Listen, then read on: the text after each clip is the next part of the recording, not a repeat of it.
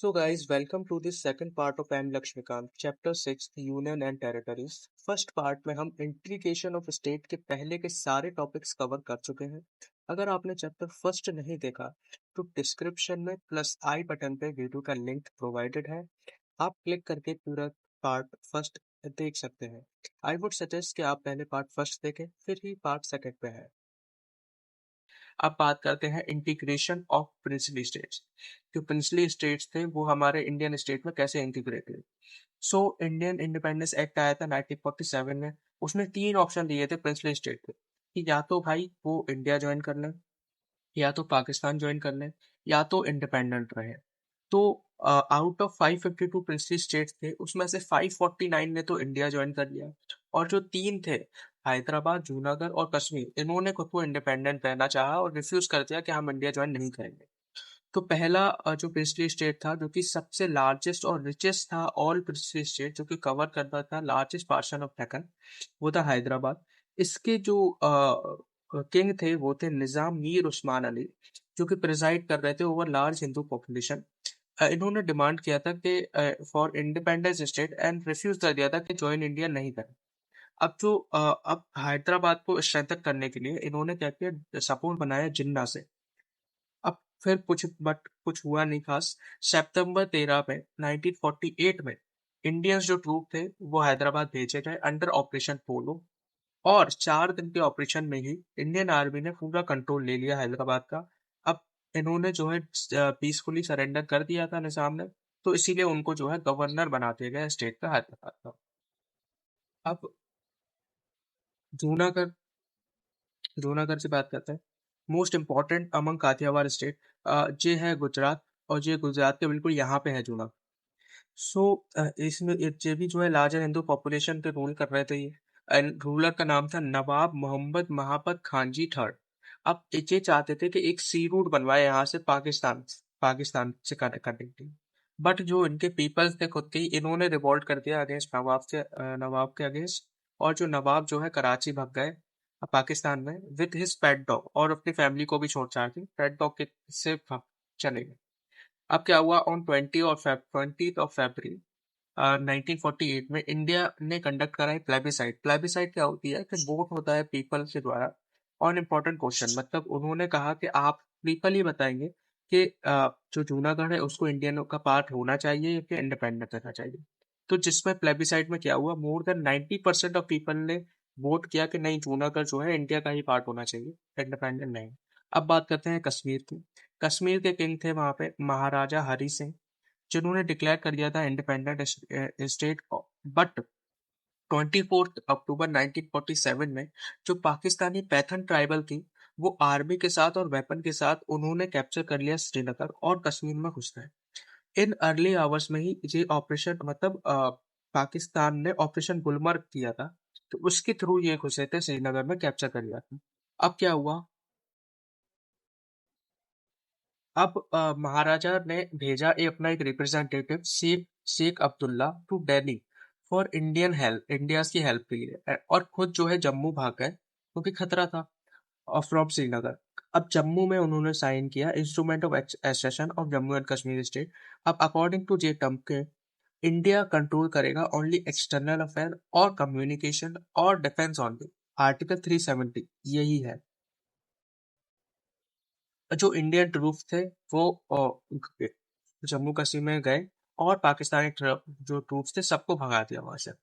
अब ना, जो हमारा पाकिस्तान पीओके है उसके बारे में थोड़ा जान लें कि जो है तो पूरा इंडिया ही, बट अभी कुछ एरिया है हमारे इंडिया का जो कि पाकिस्तान कंट्रोल करती है, जैसे गिलगित और बल्चिस्तान का एरिया, ये पूरा लद्दाख है हमारा। जी जो रेड रेड से दिख रहा है ये लाइन ऑफ कंट्रोल है, यहीं तक इंडिया का कंट्रोल है, उसके आगे पाकिस्तान कंट्रोल कर रहा है। ये सियाचिन ग्लेशियर है हमारा, और ये अक्साई चिन है जो कि पाकिस्तान ने चाइना को दिया था। अब अब बात करते हैं 1950 में जब हमारा कॉन्स्टिट्यूशन बन के तैयार हुआ था, तो उसमें टोटल 29 स्टेट्स के बारे में लिखा गया था। अब जो कि पार्ट में डिवाइडेड थे, part A, part B, part C, part D. तो मैं आपको बताता हूँ इसमें डायग्राम के थ्रू। देखो गाइस, जो पार्ट ए था उसमें गवर्नर प्रोविंसेस थे। पहला था A1 असम, दूसरा था A2 बिहार, तीसरा था A3 महाराष्ट्र, चौथा था A4 मद्रास, यहाँ का ये पूरा मद्रास था, आंध्र प्रदेश को भी मिला के। A6 था हमारा उड़ीसा, उड़ीसा था, उड़ीसा नहीं था, उड़ीसा। A7 था हमारा पंजाब। A8 था हमारा यूनाइटेड प्रोविंसेस, उत्तर प्रदेश नहीं था, पहले नाम था इसका यूनाइटेड प्रोविंसेस। A9 था हमारा वेस्ट बंगाल, सिर्फ यहाँ तक का, इस एरिया को कूच बिहार बोला गया था पहले। अब पार्ट बी में थे ओल्ड प्रिंसली स्टेट, जिनके पास खुद का लेजिस्लेचर था, वो भी टोटल 9 थे। तो B1 जो हमारा था वो था हैदराबाद, ये रहा पूरा, यहाँ ब्लैक ब्लैक सा पूरा था ये हैदराबाद, बहुत बड़ा एरिया कवर कर रहा था डेक्कन का। B2 था हमारा जम्मू कश्मीर। B3 था हमारा मध्य भारत, ये एरिया पूरा। और B4 था हमारा मैसूर, यहाँ का पूरा एरिया। B5 था हमारा चंडीगढ़, ये छोटा सा एरिया। B6 था हमारा राजस्थान, ये पूरा ब्राउन ब्राउन। B7 था हमारा सौराष्ट्र, यहाँ से पूरा यहाँ तक। B8 था हमारा ट्रेवनकोर और कोचिन, ये पूरा ब्लू ब्लू। B9 था हमारा विंध्य प्रदेश, ये छोटा सा एरिया। अब जो पार्ट सी था उसमें ओल्ड चीफ कमिश्नर प्रोविंसेस थे जो कि सेंट्रली एडमिनिस्टर किए जाते थे। अब बेसिकली ये यूनियन टेरिटरीज थे उस टाइम के, बट ऑफिशियली यूनियन टेरिटरी इनको नहीं बोला गया था। ये भी स्टेट्स थे जो कि पार्ट सी में आते थे। तो जो पहला स्टेट था C1 था, वो था अजमेर। C2 था हमारा भोपाल।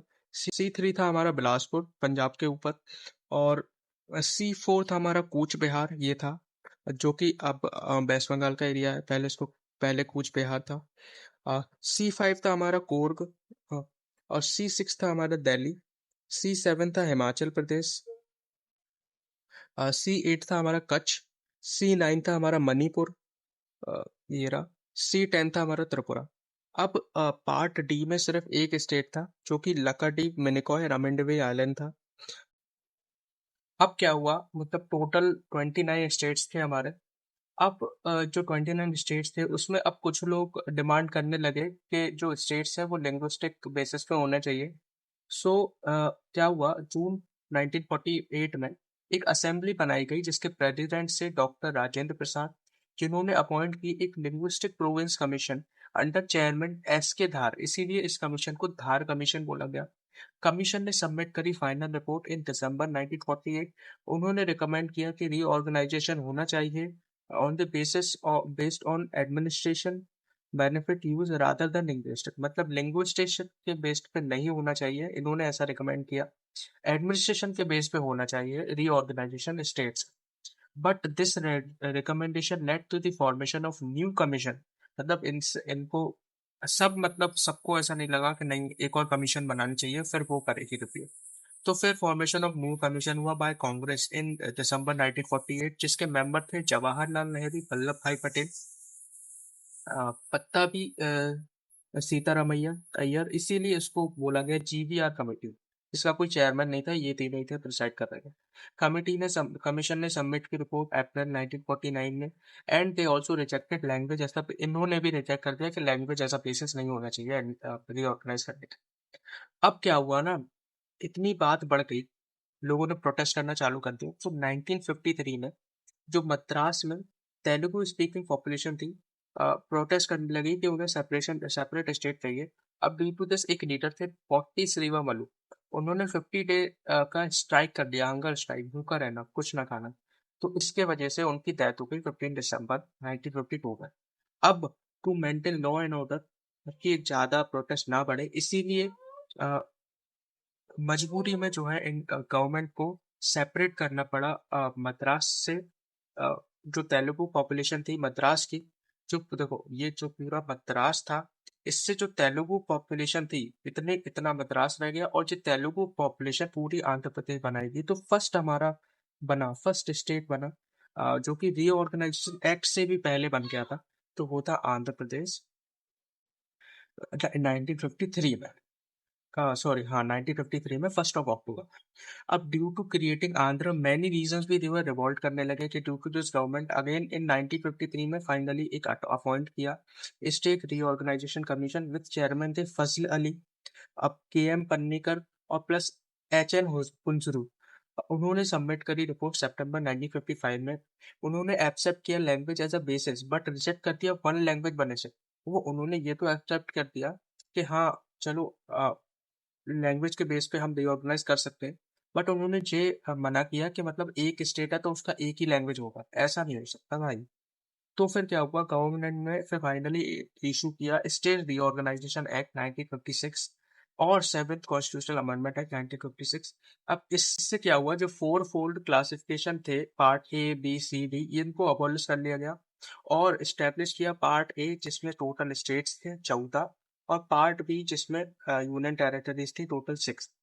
अब ओरिजिनली स्टेट रीऑर्गेनाइजेशन एक्ट के द्वारा 1956 के द्वारा जो हमारे स्टेट्स थे टोटल वो थे 14 और यूनियन टेरिटरीज जो थी वो थी 6। और so guys again wait wait wait, again थोड़ा सा रेस्ट ले लो, इंस्टाग्राम पे रील्स वगैरह देखा हो, क्योंकि ये वीडियो यहीं तक था। नेक्स्ट पार्ट जो इस चैप्टर का लास्ट पार्ट होगा, इसमें हम रीऑर्गेनाइजेशन स्टेट्स जो 1956 में आया था उसके बाद जो स्टेट मर्ज हुए, जो न्यू स्टेट्स बने एक्सेट्रा वगैरह, उनको हम डिटेल में मैप के थ्रू समझेंगे। सो गाइज अगर यहाँ तक आपको वीडियो पसंद आई हो तो वीडियो को लाइक करो, share the video among your friends also and don't forget to subscribe the channel. मिलते हैं लास्ट पार्ट में ऑफ दिस चैप्टर, पार्ट 3।